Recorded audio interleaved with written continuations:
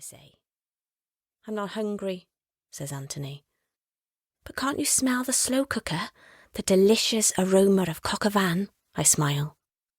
Martha, are you trying to get around me for something? What are you after? Says Anthony. Rosie and I look at each other uncomfortably. He could at least attempt to be a bit nicer in front of Rosie.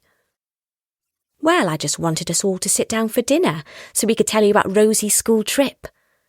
We need to pay the deposit tomorrow and the rest in a few weeks, I explain. Anthony explodes at this.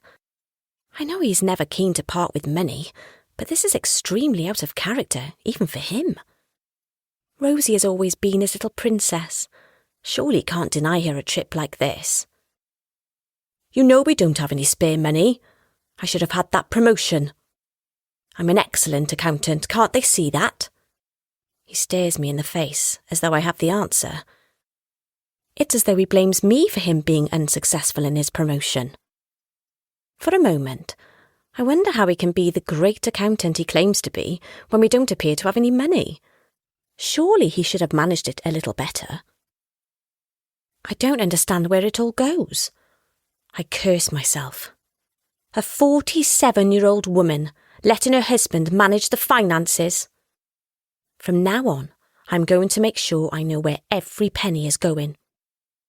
Look, I'm sorry you didn't get the promotion, but it's not our fault, I say. Anthony glares at me and storms out of the room. I try to stop him, but he rushes to put his shoes on and grabs his coat from the hallway. I'm going out. I need some space. We can talk when I get back. The door slams shut, leaving me and Rosie bewildered. What on earth is wrong with him?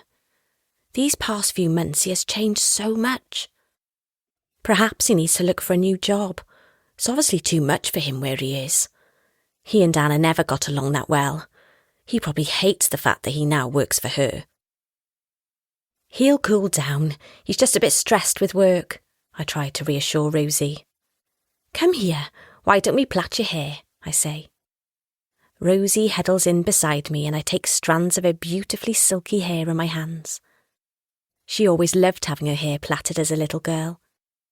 Although she is now a teenager, it seems to offer her comfort when Anthony is volatile. I'm sure she wouldn't want her friends at school seeing her like this. "Ah, this is nice, ma'am," she says. "Lovely, isn't it?" I reply. In this moment, we feel closer than ever.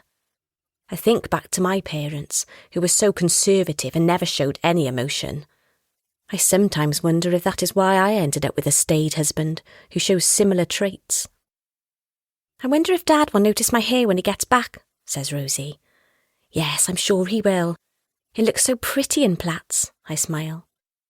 "He'll be in a better mood when he returns, won't he? I really want to go on the trip, ma'am," says Rosie. "Oh gosh, yes. The trip will be fine. He just needed some space, that's all," I say. 4 hours later, the police arrived to tell us the shocking news. Chapter 1. 2 years later. My obsession with Scandinavian all started with a pair of colourful Nordic socks. Thick, cosy and ever so warm, they brightened up my life. With nobody to put my cold feet on in bed, they were a life-changing discovery. I even slept slightly better. Amazing what a pair of good quality thick socks courtesy of a Facebook advert can do. From one pair of socks, I wondered what else the Scandinavians had got right. I already knew they had amazing meatballs. I had visited IKEA in Cardiff enough times to know that. Then there was all this hygge talk. Goodness knows I could do with a bit of hygge in my life. So next I invested in some candles and prayed the house wouldn't burn down.